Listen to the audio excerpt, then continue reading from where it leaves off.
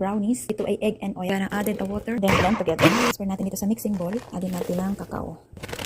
Then, mix natin. Gamit tayo nito. Siya guys. Pipinas oil pag walang ipon.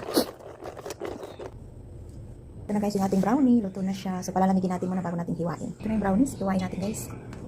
Napaka-perfect naman ang pagkaluto natin. Ganun. Pag hindi na yung dumidikit dyan guys, luto na talaga siya. Ganun sa mga gilid-gilid para makuha natin guys. Ay, hindi. Uy, perfect oh. Brownies. Ay, ang sarap ng brownie natin oh. Napakasarap niya, napaka-fluffy niya oh. Ayun guys oh. Perfect. Diba? Perfect ang brownies. Ang sarap ang merenda dito. Perfect ang brownie. Oh, diba? Saan ganyan? Perfect ang brownies. Made at home.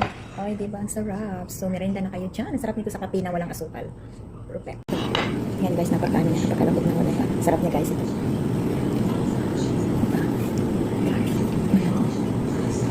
Sarap nito, may chocolate siya.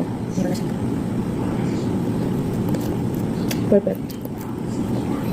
Talagang ito yung paborito ko talaga, yung malalasan, may pait-pait, may tamis. Ang sarap niya.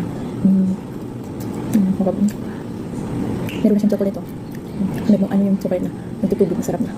Nagminilito yung chocolate na. Da.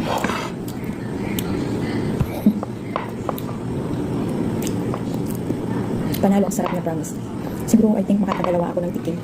Ang sarap niya. Yung maliit lang. Ito. Ay, hindi yung sa mga gilid lang, parang. Ito. Wow.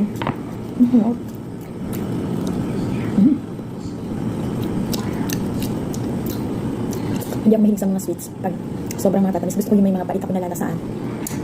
Ayoko na yung mga sobrang matatamis. Nakakahumay yun. Pero pag ganito talaga ang lasa, hinahabol mo yung tamis konti. Tapos mostly is yung mapait-pait kasi yung chocolates. Napakasarap niya. So yun lang. Bye. Thank you for watching. Bye.